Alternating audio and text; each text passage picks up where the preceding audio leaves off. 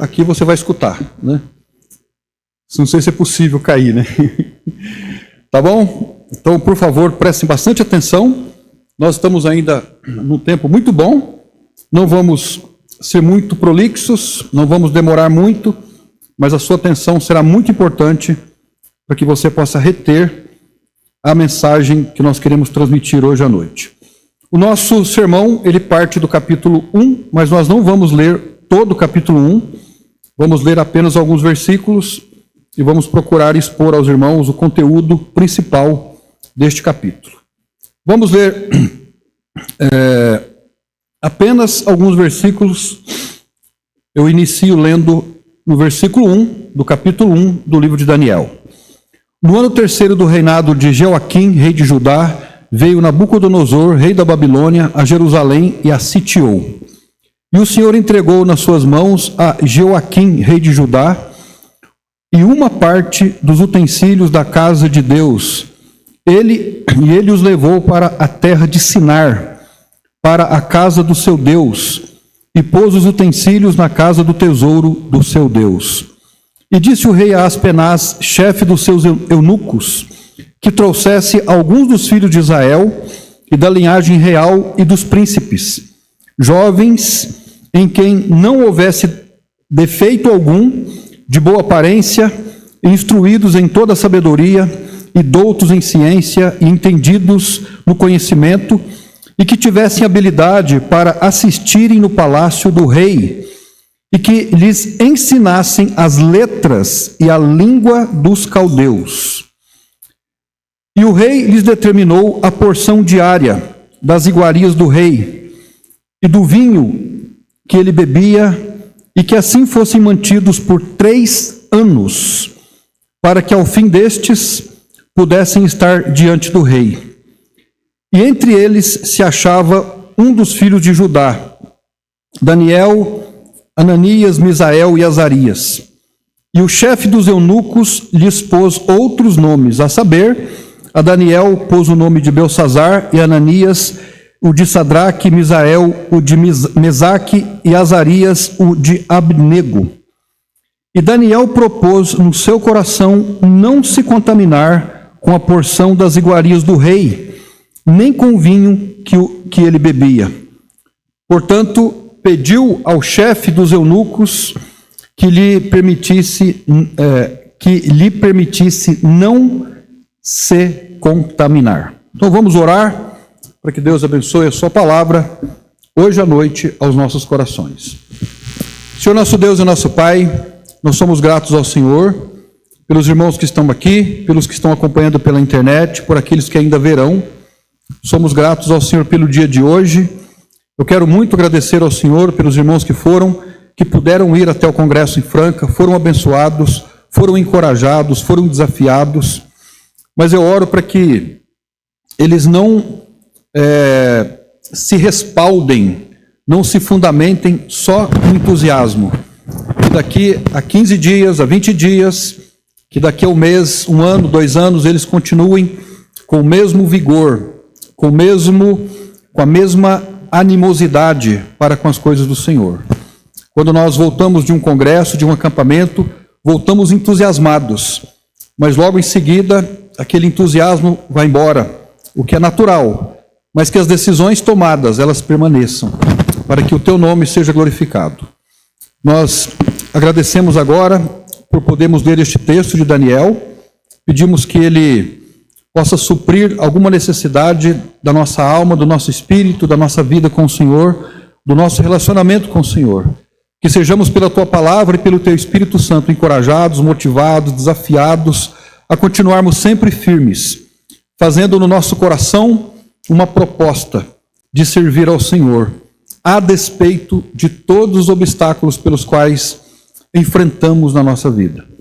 Nós exaltamos o nome do Senhor Jesus Cristo e oramos agora no seu preciosíssimo nome. Amém. Ok? Gostaria então de fazer alguns comentários introdutórios sobre o livro de Daniel. É importante que nós entendamos isso para que entendamos o capítulo 1. O primeiro comentário é que o livro de Daniel tem 12 capítulos. Do capítulo 1 ao capítulo 6 o que está no livro de Daniel é história. Do capítulo 1 ao capítulo 6, história. Há uma descrição histórica do que estava acontecendo na Babilônia. Do capítulo 7 ao 12, aí é profecia. Daniel tem profecias de coisas que ainda não aconteceram. Algumas já aconteceram, outras não aconteceram ainda. Então, o livro de Daniel é um livro que está dentro de uma categoria, nós estamos inclusive estudando Apocalipse às quartas-feiras, que era chamada de apocalíptica. Era um estilo literário. Então veja, capítulo 1 ao capítulo 6, história. Capítulo 7 ao capítulo 12, profecia. Algumas foram cumpridas, outras não foram cumpridas ainda. O segundo apontamento introdutório que eu faria sobre o livro de Daniel é sobre a sua legitimidade e importância.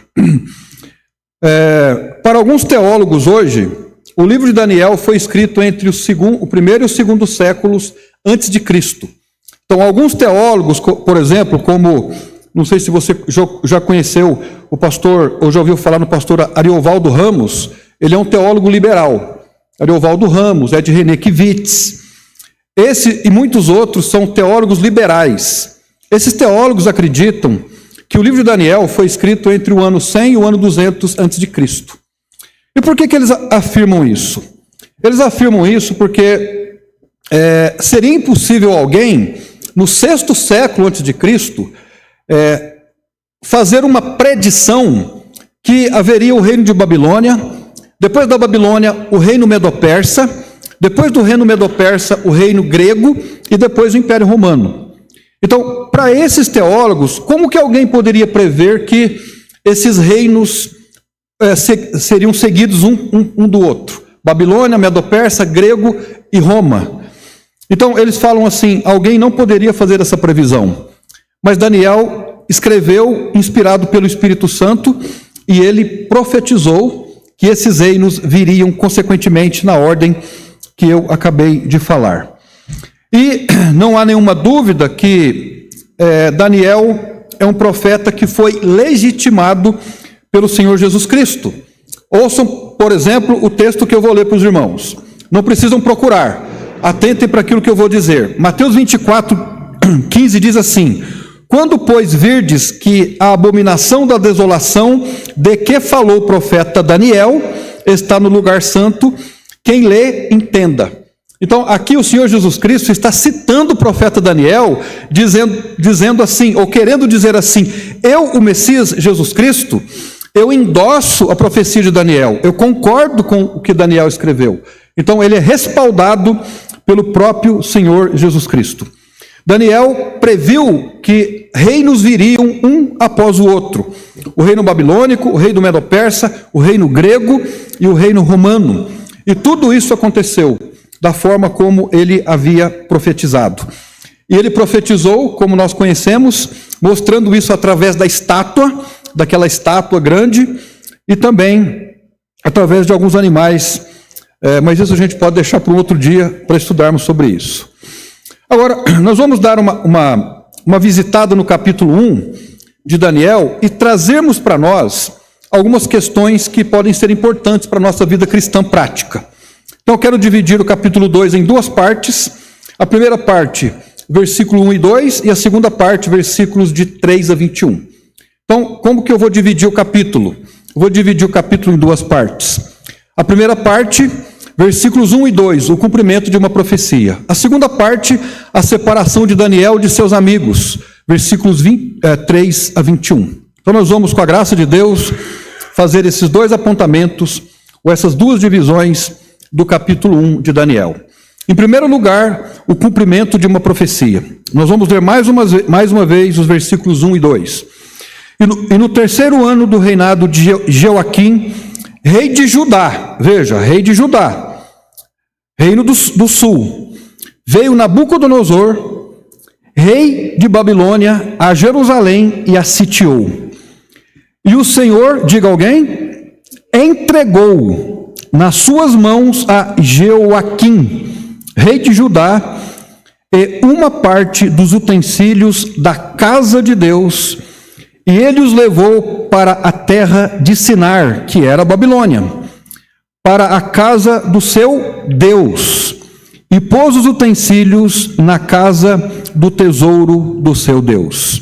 Então, o primeiro ponto do nosso sermão é o cumprimento de uma profecia. Agora, pensem comigo aqui. Por longos anos, por mais ou menos 500 anos não são 5 anos, Deus vinha avisando ao povo que se o povo não deixasse a idolatria e não cumprisse a lei, chegaria um dia que essa profecia seria cumprida. Então, por longos anos, o Senhor havia enviado profetas aos reis de Judá, dizendo ao povo que o povo estava na apostasia. O que é apostasia? Apostasia é afastar-se da verdade. O povo de Judá estava se afastando da verdade, e a paciência de Deus estava esgotando. A Bíblia nos fala sobre esse atributo de Deus. Deus é paciente, Deus é longânimo, mas Deus, através dos profetas, estava avisando: a minha paciência está curta, o meu pavio está curto com vocês, afinal já faz muitos anos que eu venho avisando. Embora Israel fosse o povo escolhido de Deus, ele prometeu que os entregaria na mão dos inimigos, caso o povo não voltasse para Deus. Segundo se entende pela história, e até pelo contexto bíblico, o que estava acontecendo em Israel, além da apostasia, tinha uma questão interessante que o povo não estava atentando. Lembra que Deus criou todas as coisas em quantos dias? 6 dias. E o 7º dia Deus descansou. A palavra descansou, lá em Gênesis, quando fala que Deus descansou quando Ele fez todas as coisas, ela transmite a ideia de contemplação. A palavra transmite essa ideia. Deus fez todas as coisas, é como se Ele tivesse dado um passo atrás e contemplado o que Ele fez. E aí então Ele parou de fazer movimentos. Deus não estava descansando, porque Deus não se cansa, mas Ele estava contemplando o que Ele mesmo fez. E aí, muitos anos depois, quando veio a existir a lei de Moisés, a prática do sábado, ela foi incorporada na lei. Então, o Senhor ensinou, através da lei de Moisés, dessa forma: vocês pratiquem o 6x1. Tem ouvido na mídia esses dias aí o 6x1? Que uma deputada agora entrou na justiça, estão querendo fazer uma lei e tirar o 6x1, né? Está uma discussão tremenda agora. Está dizendo que o povo tem que descansar mais, né, do que um dia. É bíblico isso, o 6x1 é bíblico. Trabalhe por 6 dias e descanse por um dia, ok? Agora, o povo de Israel, eles estavam se esquecendo disso. Eles não estavam deixando a terra descansar no 7º ano. Então, qual era a ordem de Deus para eles? Vocês cultivem a terra por 6 anos, não são 6 dias, por 6 anos. Por 1, 2, 3, 4, 5, 6 anos, planta o que vocês quiserem. Mas no 7º ano, deixa a terra paradinha. Deixa o mato crescer lá na terra, não mexam nela. Este é o ano sabático. A terra não pertence a vocês, a terra pertence a mim, a terra precisa descansar. E vocês precisam confiar em mim que eu vou suprir as suas necessidades. Mas o que o povo fez? Não, Senhor, é muito tempo sem cultivar a terra. O Senhor nos deu a terra para trabalharmos e cultivarmos, e é o contato humano com a terra que produz riquezas, que produz prosperidade. Então o Senhor vai tolerar, nós vamos trabalhar, nós vamos botar a terra para funcionar. E provavelmente, eles fizeram isso por 490 anos, até que completasse o ano do jubileu. E aí Deus já falou: olha, já não dá mais, né? Eu disse a vocês que deveriam cultivar a terra por 6 anos. Respeitem a minha lei, mas vocês não estão respeitando. E por conta disso, Deus estava mandando profetas dizerem: eu vou castigar vocês, eu vou castigar vocês, eu vou castigar vocês. Eu estou dizendo para vocês que é 6x1 e vocês querem trabalhar no ano sabático, querem fazer a terra produzir. Eu que sou o dono da terra, eu sou o dono de vocês, eu que faço aquilo que eu quero para vocês. E aí tem uma profecia de Jeremias que diz assim: coisa espantosa e horrenda se anda fazendo na terra. Ele estava se referindo a isso, em Jeremias 5, de 30 e 31. Os profetas profetizavam falsamente, os sacerdotes dominavam pelas mãos deles, e o povo assim deseja. Mas que fareis ao fim disto? Então ele faz uma denúncia aos sacerdotes que se corrompiam por conta da plantação, aos profetas que também se corrompiam. Agora, o que nós queremos aqui apontar o dedo é que eles haviam sido avisados. Deus estava avisando. Deus estava avisando. Em segundo lugar, eles ignoraram os direitos de Deus sobre eles e sobre a terra. A terra era de quem? Era de Deus. Eles, a nação de Israel, pertencia a quem? Pertencia a Deus. Mas eles preferiram seguir os seus próprios caminhos. Por causa do quê? Por causa da avareza, por causa da ganância. Eles relegaram o plano de Deus num segundo plano. Eles relegaram o plano de Deus num segundo plano. Eu sempre procuro citar o Salmo 127, né? Você conhece o Salmo 127? Se o Senhor não edificar a casa, em vão trabalham os que a edificam. Se o Senhor não guardar a cidade, em vão vigia a sentinela. Inútil vos será o quê? Acordar cedo, vamos parafrasear, dormir tarde, comer o pão de dores, ou seja, inútil vos será trabalhar em excesso. Por quê? Porque é Ele que dá aos seus amados o sono. Porque, o que esse versículo está dizendo? A bênção vem enquanto a gente está dormindo, e não enquanto a gente está trabalhando.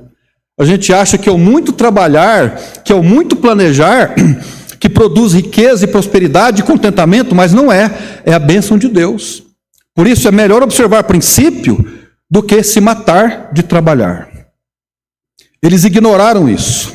Eles transgrediram a lei do sábado e alguns outros pecados relacionados à apostasia conscientemente, por quase cinco séculos.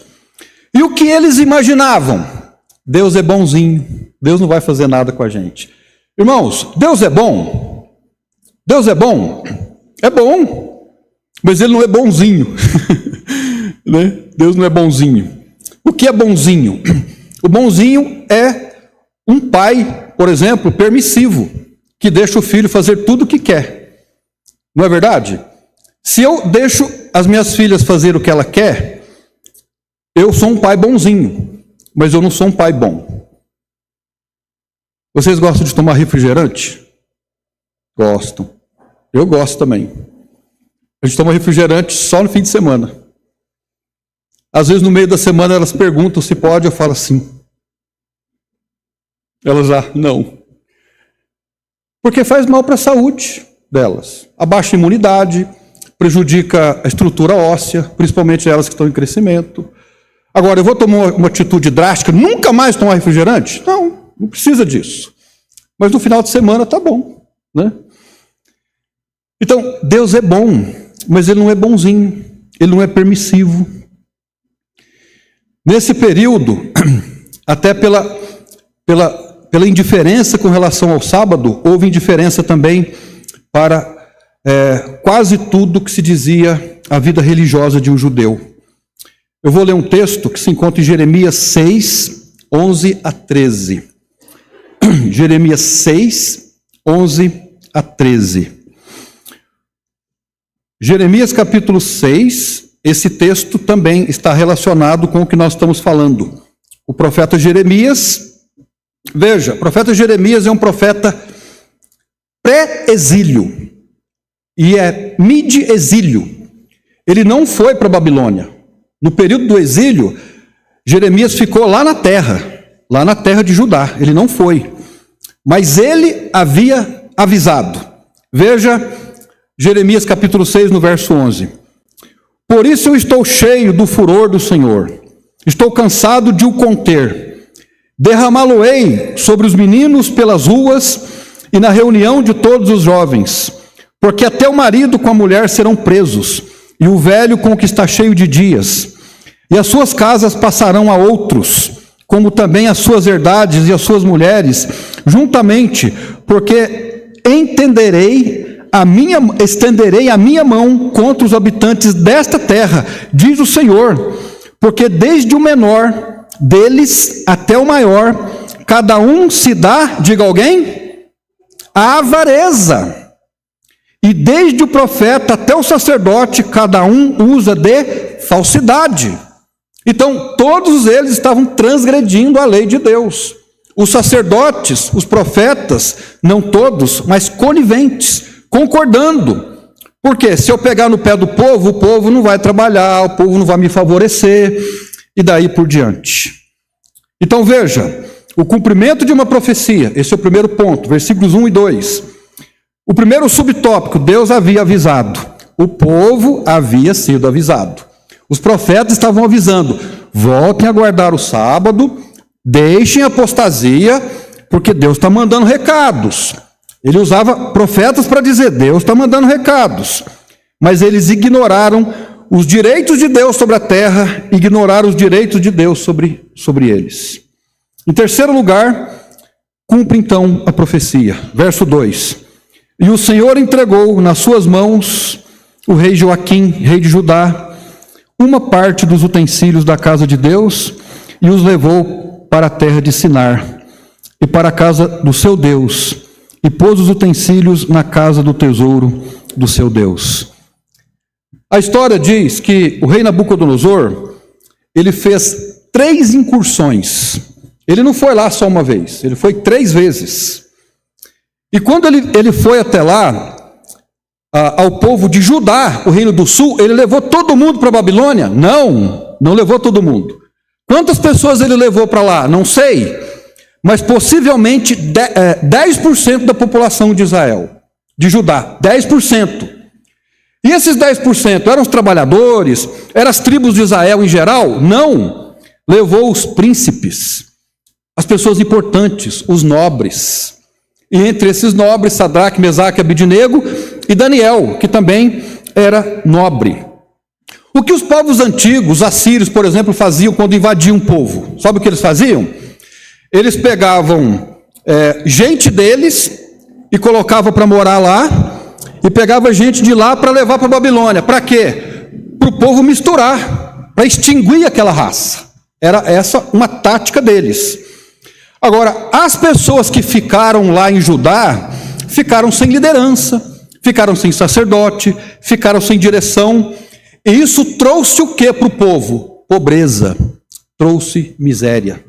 Quando a gente lê Esdras e Neemias, né, quando Neemias vai lá visitar a terra, isso mais tarde, 70 anos depois, ele vê a terra em desgraça, em miséria.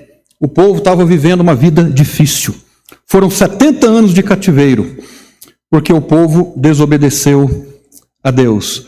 Por que Deus levou o povo para a Babilônia, para ficar na Babilônia 70 anos? Alguém sabe responder? Para dar descanso à terra. A terra precisava de descanso.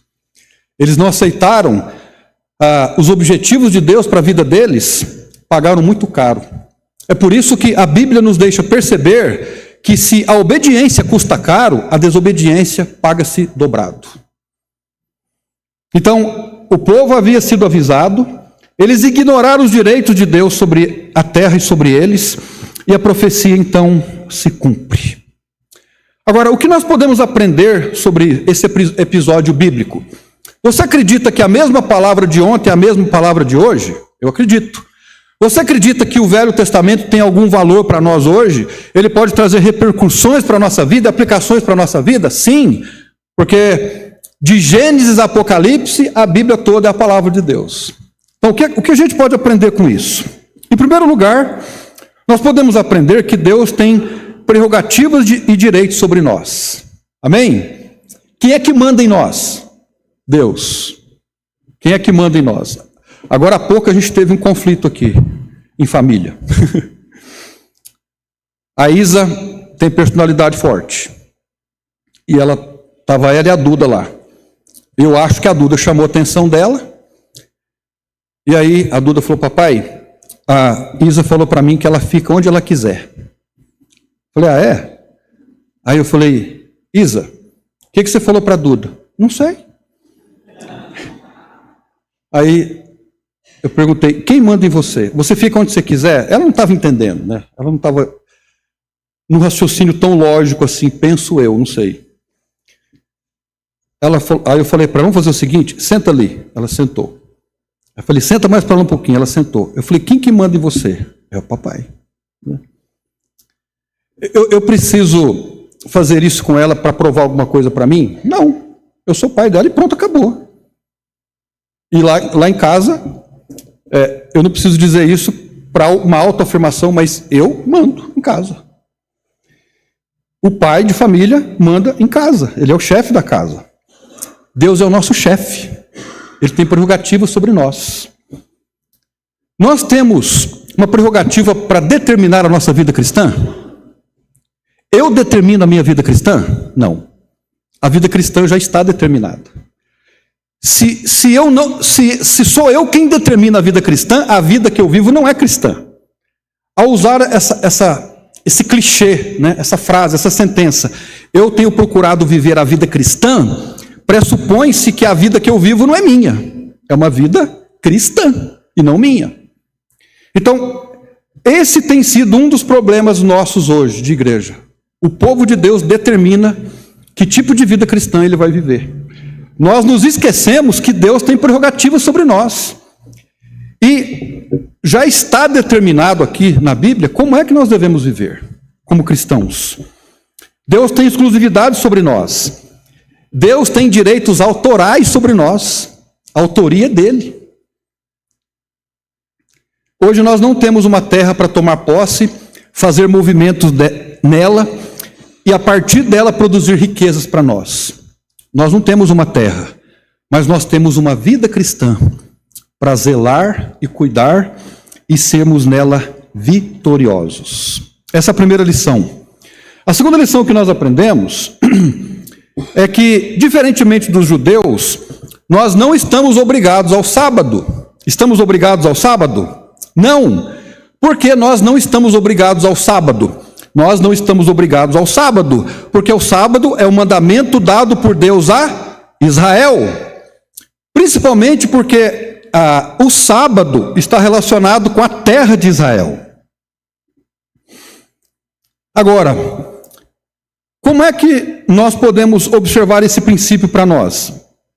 O que Deus quer de nós nesse sentido? Ele quer que nós desenvolvamos uma vida contemplativa. O propósito do sábado, tanto no Velho Testamento como no Novo Testamento, é desenvolvermos uma vida contemplativa.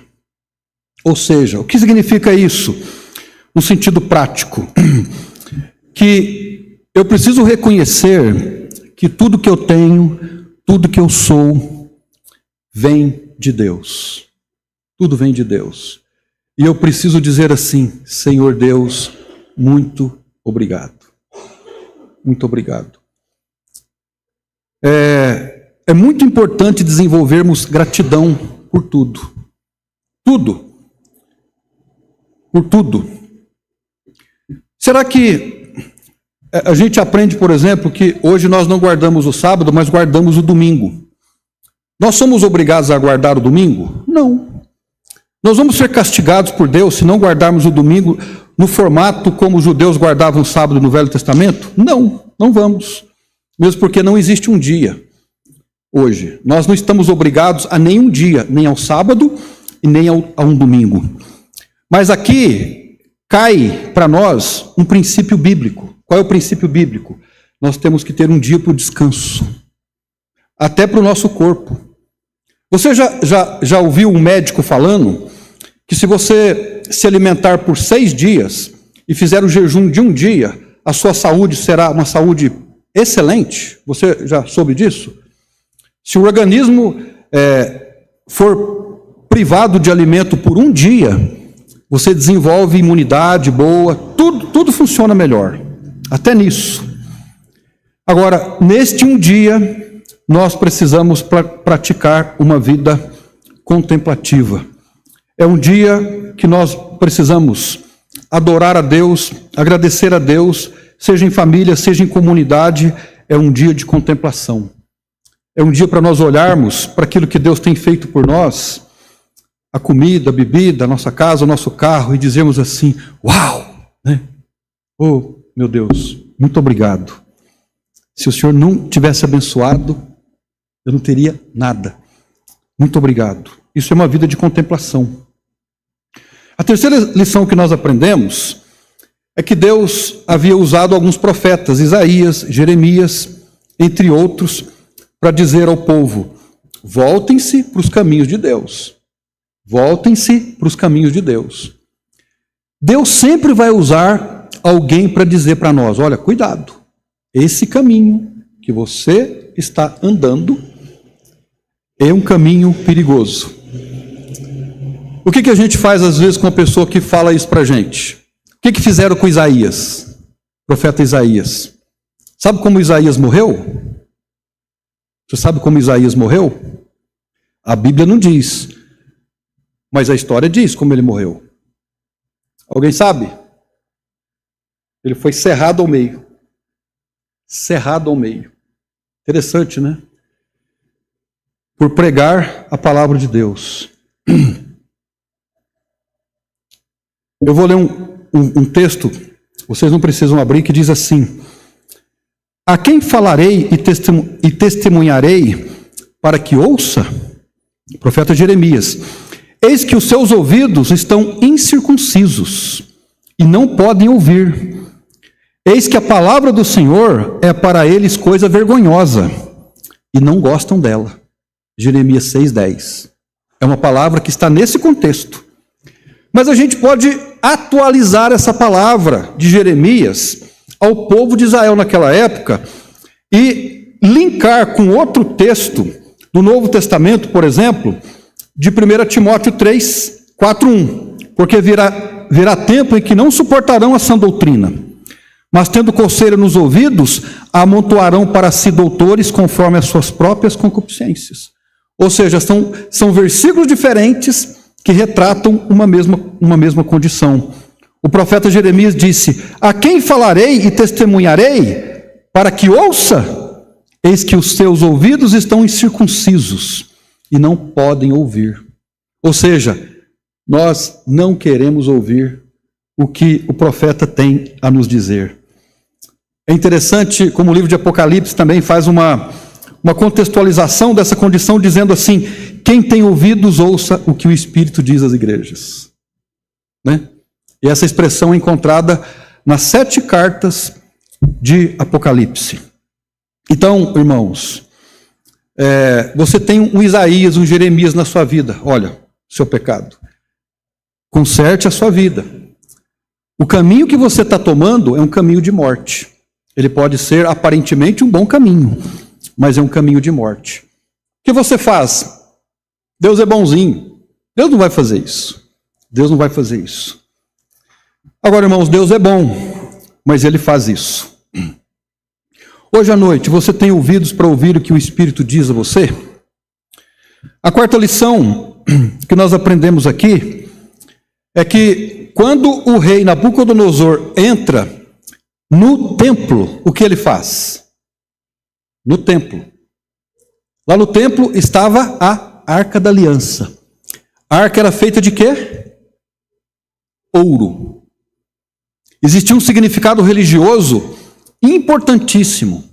Estava lá o candelabro e muitas peças de ouro. Ele tirou tudo. E a lição que nós aprendemos aqui: quando nós não obedecemos a Deus, nós perdemos coisas valiosas. Às vezes nós perdemos pessoas valiosas, ou perdemos bens que são preciosos. Então não vale a pena nós resistirmos à vontade de Deus para as nossas vidas. Então o primeiro tópico do nosso sermão é esse: o cumprimento de uma profecia. A profecia se cumpriu. Por quantos anos, mais ou menos, Deus estava mandando recado para o povo? Mais ou menos 490 anos. Era um conjunto de 7 anos sabáticos, completando 490 anos. Deus estava avisando. Qual foi a reação do povo? Ignoraram os direitos que Deus tinha sobre ele. Nós não vamos guardar o sábado não, Senhor.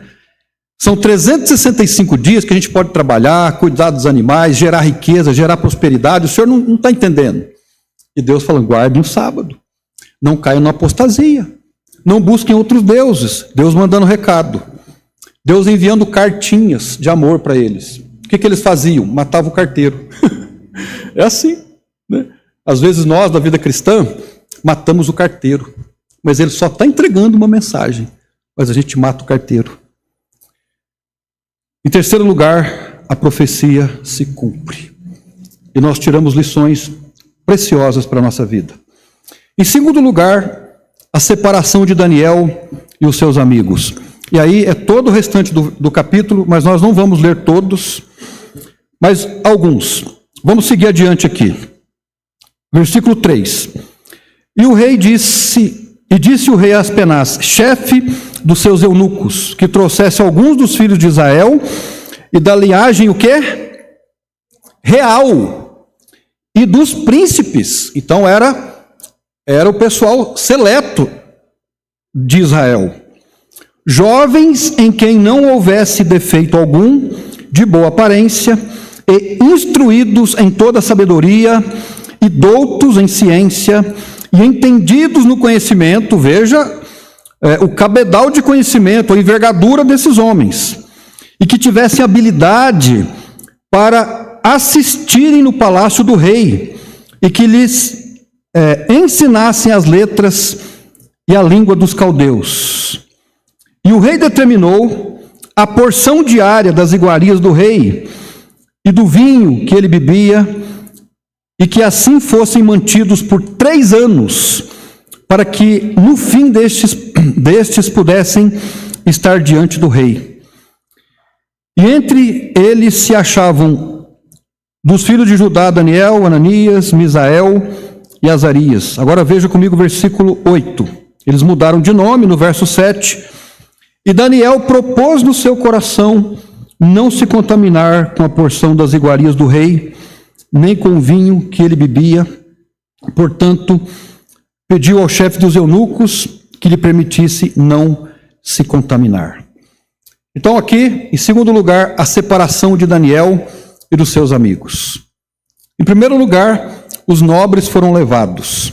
Como nós já falamos, Nabucodonosor fez mais de uma incursão a Jerusalém, rendeu o rei Joaquim, apropriou-se dos utensílios sagrados do templo, e ordenou, levou para a Babilônia e ordenou que fosse separado as pessoas de linhagem nobres, jovens, cultos, instruídos em toda a sabedoria, versáteis, entendidos e cheios de conhecimento. E determinou que eles não comessem a comida que eles comiam, mas que comessem da comida do rei. A comida tinha um valor no sentido da dieta mesmo, mas tinha também uma conotação espiritualista. Os nomes foram mudados dos 3. Diz a história, não a Bíblia. A história diz, ou se não diz, pelo menos ela sugere, que os 4 foram castrados, para que fossem totalmente separados para uso exclusivo do rei. Então veja você a situação em que eles foram colocados. Os nobres foram levados. Em segundo lugar, os nobres decidiram ser leais ao seu Deus. E talvez o versículo 8 seja um dos versículos mais formidáveis do capítulo todo. E Daniel propôs no seu coração não se contaminar com a porção das iguarias do rei, nem com o vinho que ele bebia. Portanto, pediu ao chefe dos eunucos que lhes não permitisse não se contaminar. Imagine aqueles jovens num país estranho, cativos, vivendo sob ameaça, ainda com as memórias que eles levaram na incursão. Você ouviu recentemente pela mídia o que os terroristas fizeram lá em Israel agora recentemente? O que eles fizeram? Você ouviu? O que eles fizeram com algumas crianças? O meu Ademir foi lá ouviu notícia. Publicaram. Esquartejaram crianças, queimaram crianças, mulheres grávidas.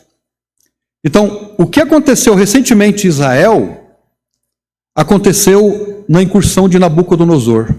Eu já li a história do que Nabucodonosor fez. Por exemplo, uma criança que estava indo para a Babilônia, que tinha machucado uma perninha, o soldado decepava a criança no meio, ficava lá. Uma mãe grávida era morta ali.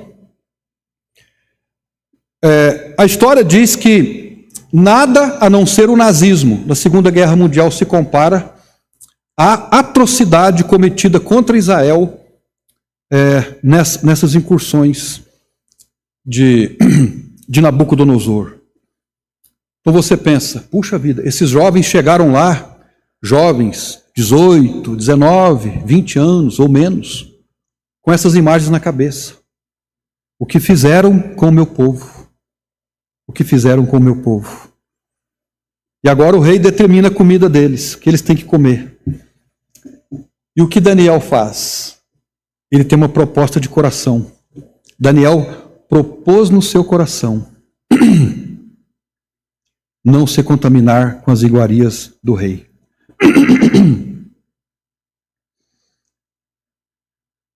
Que lições nós podemos aprender a partir daqui?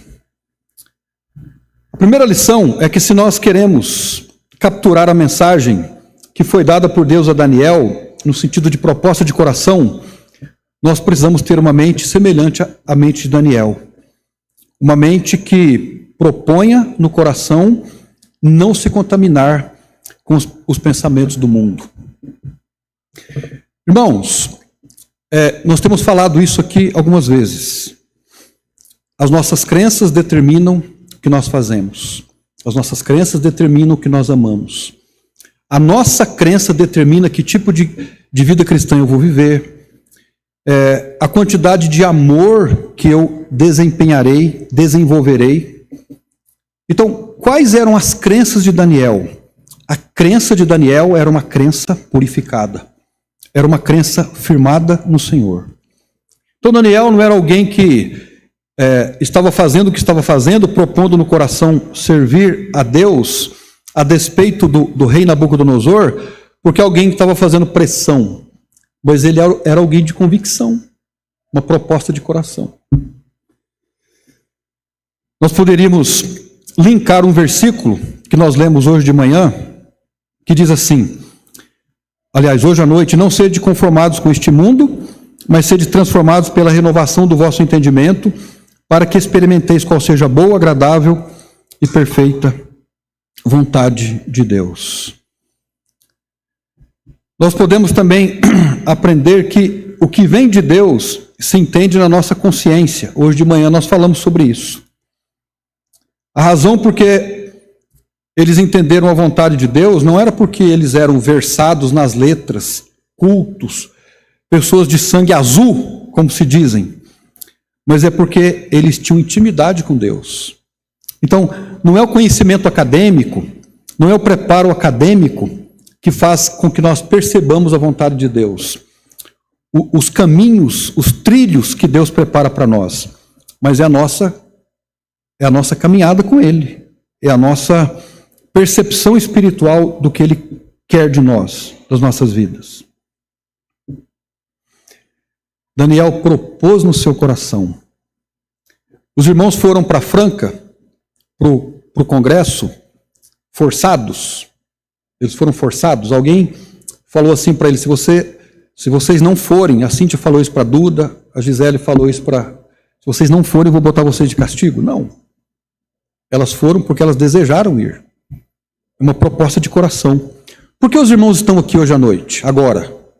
É uma proposta de coração. A gente não pode vir aqui por conta de uma expressão de religiosidade. Nós estamos aqui por causa de proposta de coração. É uma proposta de coração. Eu quero fazer isso. Eu preciso fazer isso. Eu penso que todos nós precisamos discernir a palavra de Deus de maneira que ela ilumine as nossas mentes. Amém? Ouça o texto que eu vou ler agora, por favor. Pois o segredo do Senhor é com aqueles que o temem. Salmo 25, 14. O segredo do Senhor é com aqueles que o temem. Ou seja, Deus tem segredos para nós? Deus brinca de esconde-esconde conosco? Não. Ele não brinca de esconde-esconde conosco. Mas quando nós tememos a Deus, o temor ao Senhor é o princípio da sabedoria. O segredo do Senhor é com aqueles que o temem. Ou seja, se eu temo a Deus, se eu proponho no meu coração não me contaminar com o mundo, com os pensamentos do mundo, com as crenças. O maior problema dos evangélicos hoje são as crenças que não são bíblicas, algumas antibíblicas. Sendo assim, nós não vamos experimentar a vontade de Deus para as nossas vidas. Eles foram separados, ou eles se separaram, porque entenderam que o rei a quem eles serviam era maior do que o rei Nabucodonosor. Essa é uma condição que nós precisamos decidir para a nossa vida. O rei a quem eu sirvo é maior do que os reis deste mundo.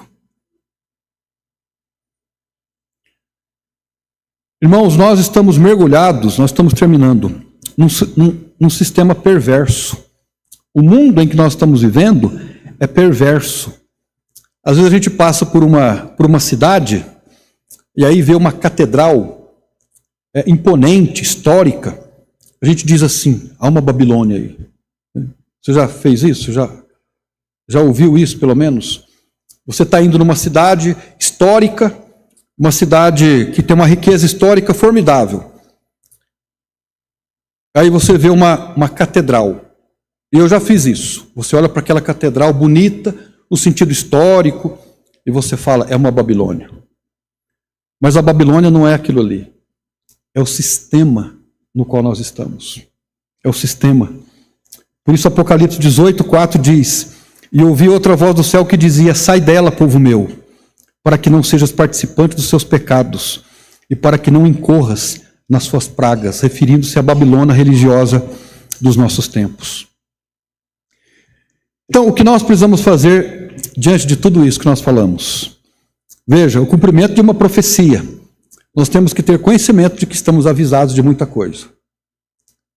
Eu e você sabemos o que nós precisamos fazer, não sabemos? Deus não tem mostrado para nós a vontade dele, mas nós somos assim, eu sei que em proporções diferentes, nós somos assim, teimosos. A gente está arriscando, às vezes. Lá em Minas, tinha um irmão da igreja, ele era muito engraçado, né? E tinha um sobrinho dele que brincava muito com ele. E esse irmão da igreja, já era um senhor com uma certa idade, quando ele estava dirigindo na rua ou na estrada, o sobrinho falava assim, meu tio, o senhor é muito arriscador. Eu pensava, mas o que ele está querendo dizer com isso? Eu sou mineiro, mas não estou entendendo. Né? O senhor é muito arriscador. Aí um dia eu perguntei, o que você quer dizer com isso? Então é assim, se ele vai atravessar uma rua, quando a gente vai atravessar uma rua, cruzar uma rua, né, ou atravessar, se você não está na preferencial, e está vindo um carro aqui, e aí você faz uma varredura assim, visual, e conclui, dá tempo de eu passar, não dá? Você nota a velocidade da pessoa que está vindo, a distância, e fala, dá para passar tranquilo. Mas às vezes a pessoa está vindo uma velocidade rápida, e o tempo é curto, e você fala, vamos ver se vai dar. Vai ali arriscar. Está entendendo o que eu estou dizendo? Então aquele tio era arriscador. Ele botava o pé no acelerador e falava, vamos ver o que vai dar. Pode ser que dê, pode ser que não dê. Os irmãos estão entendendo? Isso a gente não pode fazer na vida cristã. Porque uma hora vai dar ruim. Uma hora vai dar ruim. Então, irmãos, Deus está nos avisando. Eu sei que hoje Deus me alertou para algumas coisas. E pode ser que o Senhor esteja alertando você também. Olha, eu tolero. Mas por amor a você, porque o que Deus fez com Israel foi por amor a Israel. Eu tolero, mas tem um tempo, tem um limite. O povo ignorou, a profecia se cumpriu. Em segundo lugar, a separação de Daniel e seus amigos. Eles foram nobres, mas eles foram levados. E sendo levados como nobres, eles foram leais ao seu Deus. Meus irmãos, eu termino aqui. Sejamos leais ao nosso Deus. Sejamos leais a Jesus Cristo. Pastor, como é que eu posso ser leal a Jesus Cristo? Eu não sou perfeito. Olha o segredo aqui. E Daniel propôs no seu coração não se contaminar. Proponha no seu coração. Não é o que alguém fala, não é o que alguém diz para você. É uma proposta de coração. É você e Deus. Você pode dizer para ele, Senhor, eu não sou perfeito, eu tenho encontrado dificuldades, mas me ajuda. Eu quero me esforçar, eu quero me dedicar, eu quero me consagrar. Mas tudo isso acontece a partir de uma proposta de coração.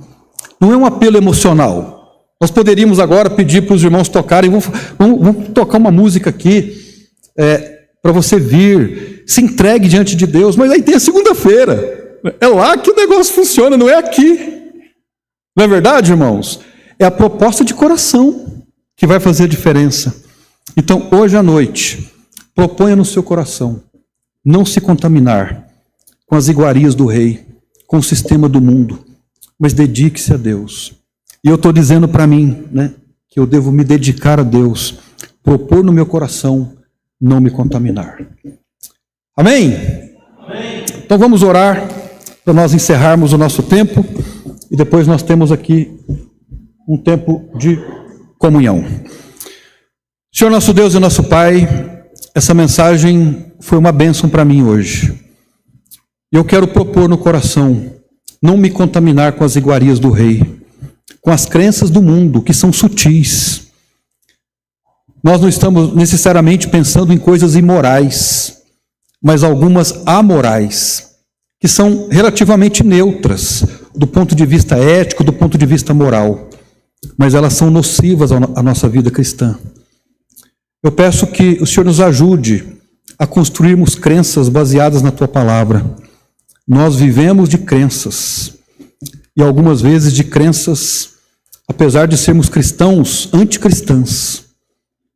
Que nós tenhamos uma mente iluminada, purificada, nobre, que não esteja de acordo com o mundo, para então propormos no coração, para sermos convictos a não servirmos este mundo.